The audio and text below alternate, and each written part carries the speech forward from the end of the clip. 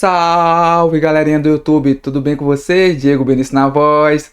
Hoje iremos reagir a como os balas dominaram a Grove Street no GTA V, né? Acho que é assim que fala, Grove Street. Vamos aí ver esse vídeo aí, apareceu pra mim, fiquei, né? Maluquinho pra ver, né?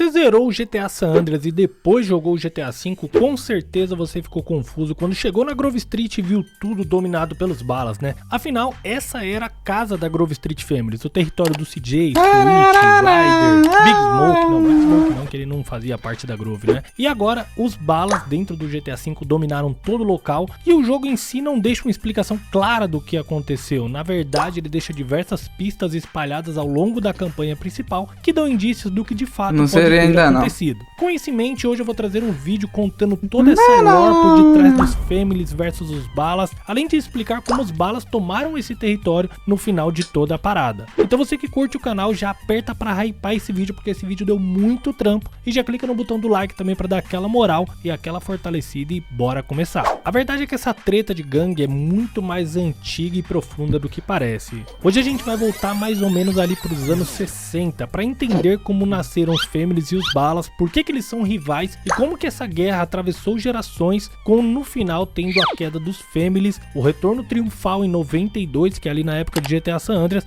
até culminar depois no domínio dos balas sobre a Grove Street em 2013 no GTA V. É importante deixar claro que os eventos de GTA San Andreas e GTA V não são conectados diretamente, visto que são universos diferentes, como a própria Rockstar já diz. Entretanto, é comum da Rockstar fazer referências e dar pistas, além de muita informação que pode ser útil mesmo entre universos diferentes. Então, com toda essa parada aí que a gente tem aqui entre os dois jogos, dá pra gente saber exatamente o que aconteceu, ou pelo menos quase que 100%. Para entender a rivalidade entre as duas gangues mais lendárias de Los Santos, a gente precisa voltar aí quase que 60 anos no tempo, né? A história começa ali nos anos 60, em um bairro chamado Ganton, que antes seria o coração da futura Grove Street Families. Ali vivia uma comunidade pobre, marginalizada e constantemente alvo da violência policial. Os primeiros membros dos Families não eram criminosos no início, eles eram basicamente moradores que se uniram para se proteger. Eles se viam como irmãos, tipo uma verdadeira família de rua, como se fosse uma fraternidade, com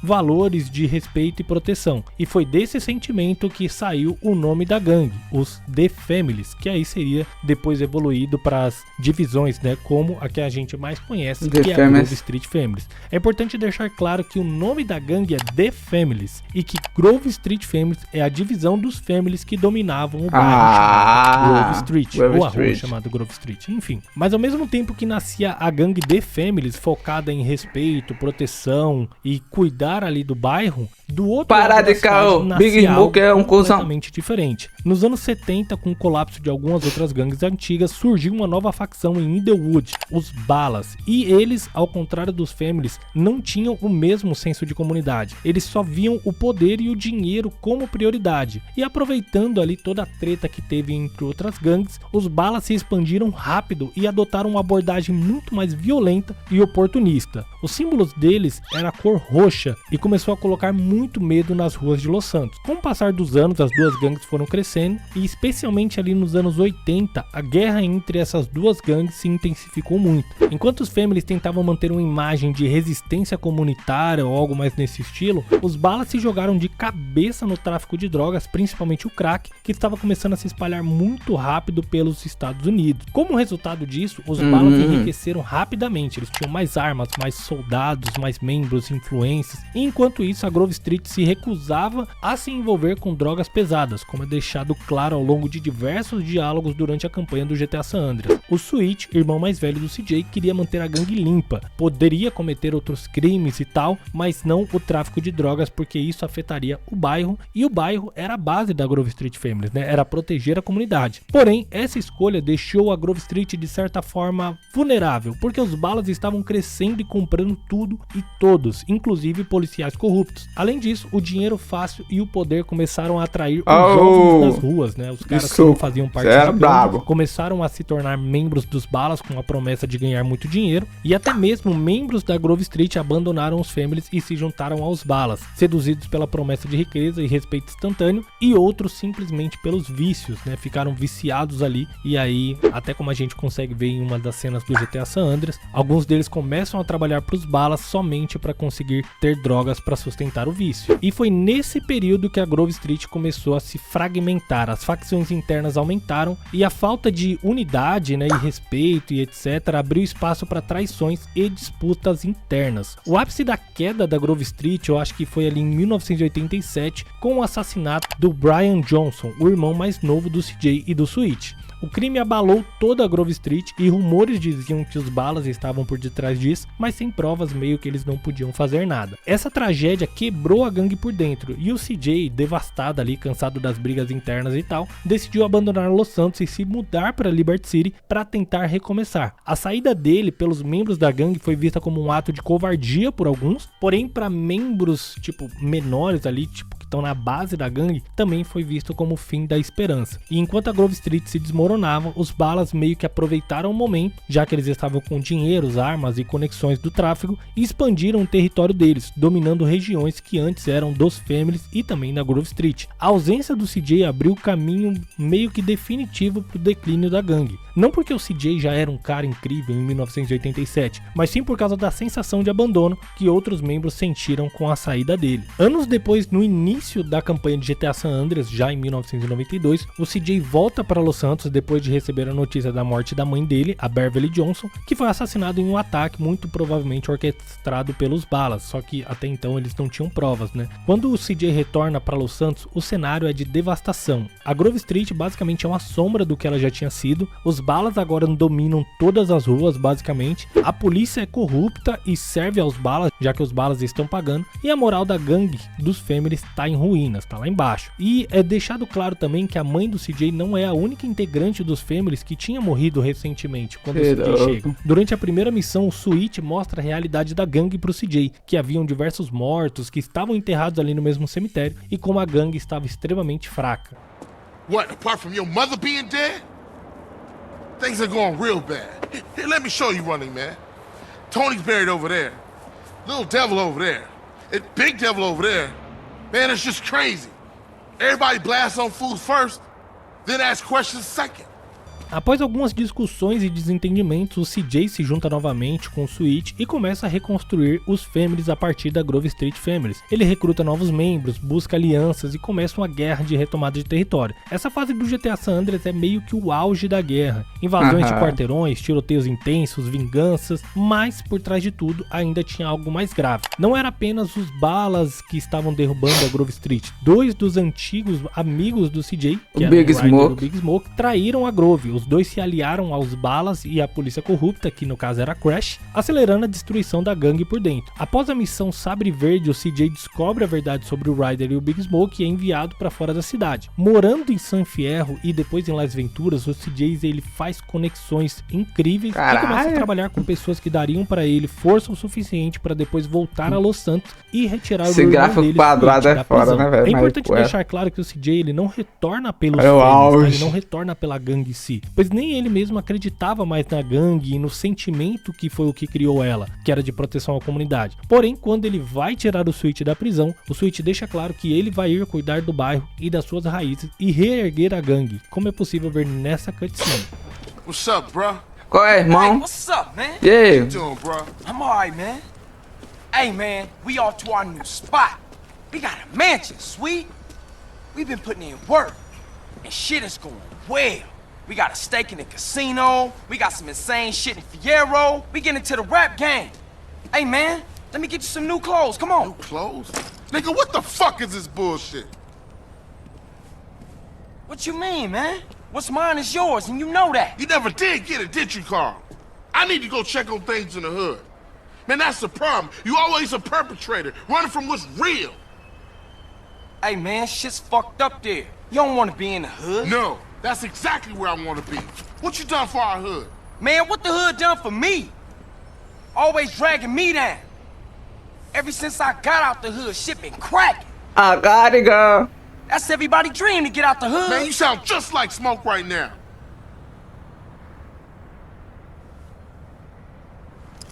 All right, man. You hard. I'ma show you what's going on in the O hood. CJ então fica com a consciência pesada e decide ajudar o irmão a fazer a gangue crescer novamente. Nesse momento, a Grove Street do GTA San Andreas já havia sido dominada pelos balas e eles iniciam basicamente uma guerra para retomar esse território. Após vencerem os balas da Grove Street e se engraçado, né? Mas eles não tem formam muita uma lógica, base não. para tomar cada vez mais territórios e ganhar Duas cada vez mais pessoas respeito. saem Até que solando no final todo eles mundo. conseguem a localização do até então novo chefão do tráfico, o Big Smoke, e derrotam ele e o agente Tempany na missão final do GTA San Andreas. A campanha do GTA San Andreas se encerra em 1992 com a Grove Street no topo da cadeia das gangues, exercendo poder e influência sobre toda Los Santos. Porém, em 2013, no universo do GTA V, o cenário já é completamente Street, diferente. man. As gangues que restam, como por exemplo os Chamberlain Gangster Families, que é onde estão o Franklin e o Lamar, são apenas fragmentos do que um dia foi a Grove Street Families. A Grove Street original, aquela do CJ e do Switch, já não existe mais dentro do GTA V. E quem domina o território agora são os balas, vestidos de roxo, andando pelas calçadas, onde os Families antes fizeram história. O jogo não dá pistas claras do que aconteceu logo no início, mas ao final de GTA San Andreas e diálogos do GTA V durante o rolê e missões nos dão pistas do que aconteceu com esse local memorável. Para descobrir mais sobre a Grove Street Families no GTA V, com o Franklin nós devemos dar rolês com o Jimmy. O Jimmy ele tem muito interesse no mundo de gangues, basicamente uma vontade ali de fazer parte desse mundo, entrando para os Families, por isso ele fica tocando nesses assuntos com o Franklin e daí saem diálogos com diversas pistas do que aconteceu e se a Grove Street que existiu no GTA San Andreas foi similar ou igual a que existia em 1992 no GTA V. Dá uma olhada nesses dois diálogos do Jimmy com o Franklin que tem coisa muito legal. Hey man, it's actually okay hanging out with you know that? You see? This is why you need me in the gang. Yeah, but I'm not really in the gang no more, homie. So, will you give me an introduction? Man, just enjoy our vibe, alright? One day, homie. Families for life. Yo, so let me ask you something, F-Dog. Man, it's Franklin. What? Are you Grove Street? Is Grove Street like a myth? Man, that's some old school shit. Hell no, it's not a myth. But times have changed, homie. I'm family. I guess like they was. But things is different now, homie. Ain't like the early 90s no more. So no, you ain't living out some suburban gangbanging fantasy shit with me.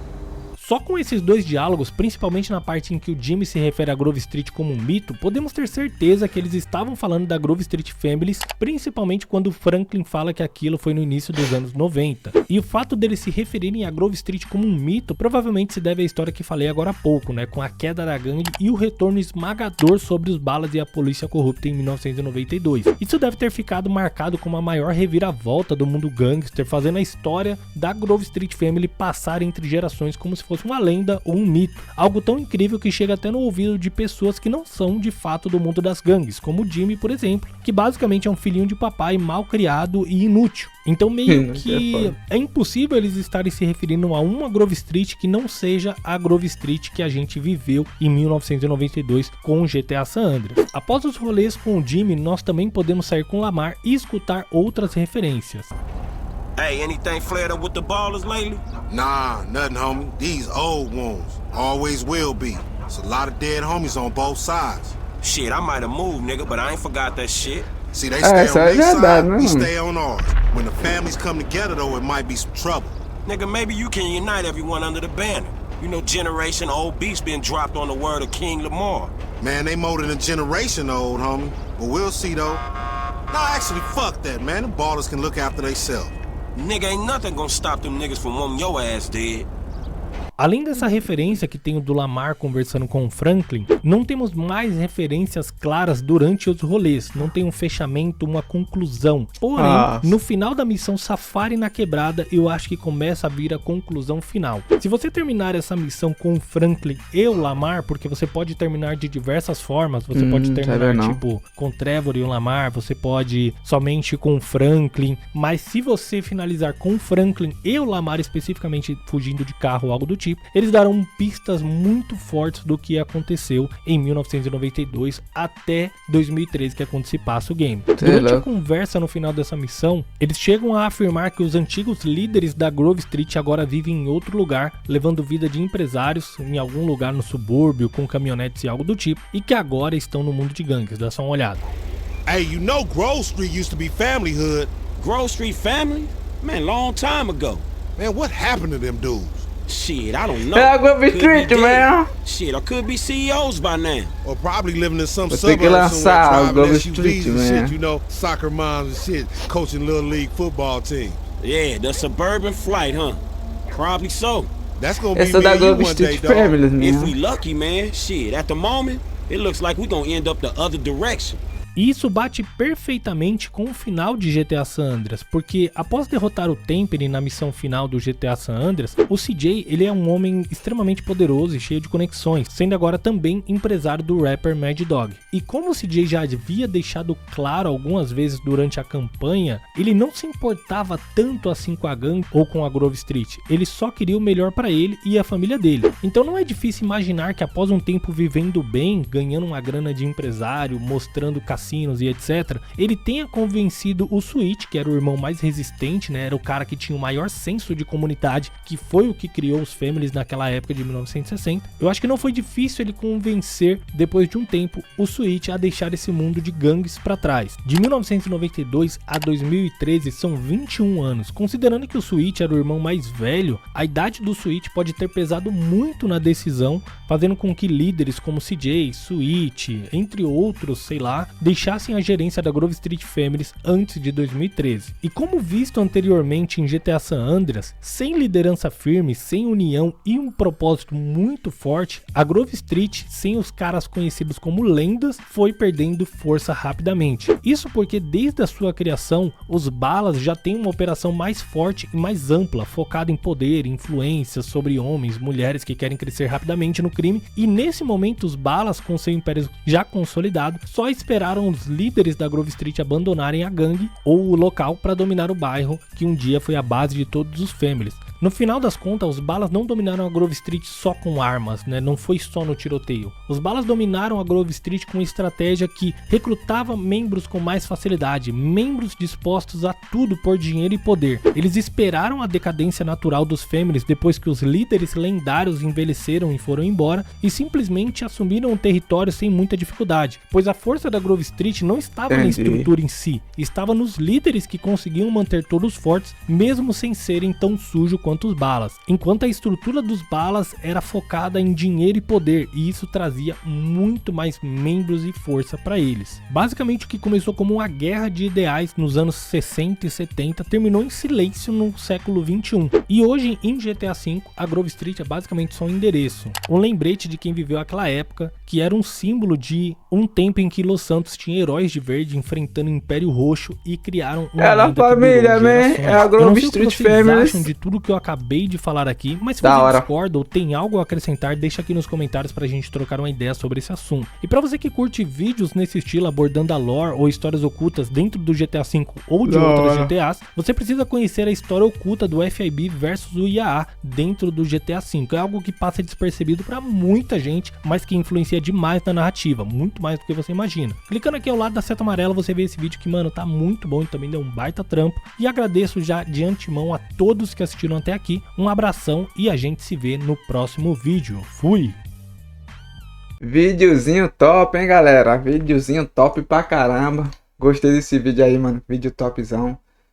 Da hora, mano. Os pontos que ele passou ali. Fazia tempo que eu não, nem ouvia, assim, algo sobre... Não é que eu não ouvia, é que eu não assistia algo sobre GTA San Andreas, mano. É um jogo muito bom que eu joguei ali no PS2. Era muito divertido pra caramba.